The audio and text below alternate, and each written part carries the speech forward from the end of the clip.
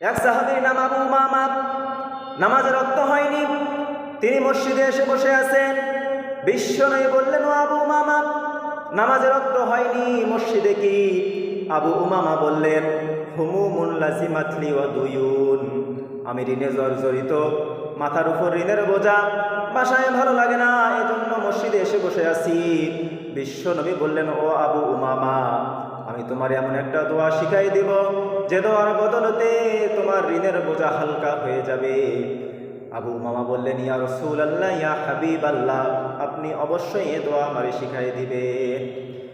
বিশ্বনবী বললেন, আবু উমামা, তুমি এই দোয়া পড়বা, আল্লাহুম্মা ইন্নী আউযু বিকা মিনাল হাম্মি ওয়াল হাযান ওয়া আউযু বিকা মিনাল আজজি ওয়াল কাসাল ওয়া আউযু বিকা মিনাল জুবনি ওয়াল বুখাল ওয়া আউযু বিকা মিন গালাবাতিদ দাইন ওয়া কাহরির রিজাল।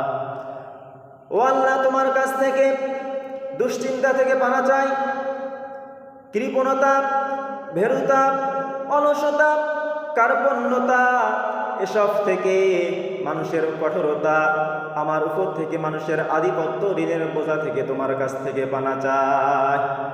বিশ্বনবী এই দোয়া শিখাই দিলেন।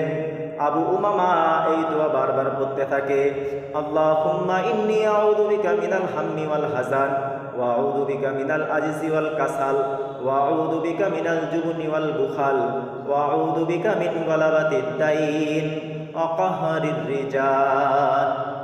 আবু উমামা বললেন, এই দোয়া আমি কয়েকদিন পড়লাম, আমার ঋণের বোঝা হালকা হয়ে গেল।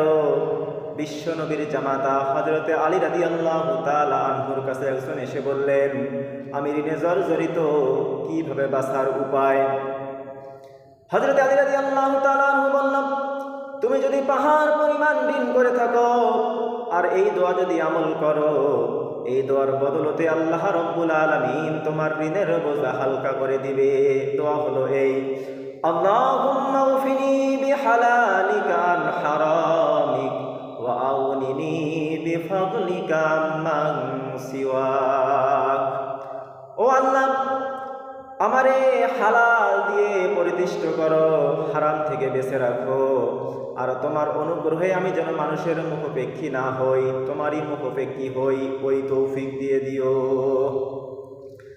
তাহলে আমরা যদি মুসিবতে পড়ে যাই, দুশ্চিন্তায় পড়ে যাই, তাহলে বলবো, লা ইলাহা ইল্লা আনতা সুবহানাকা ইন্নী কুনতু মিনাজ জালিমিন।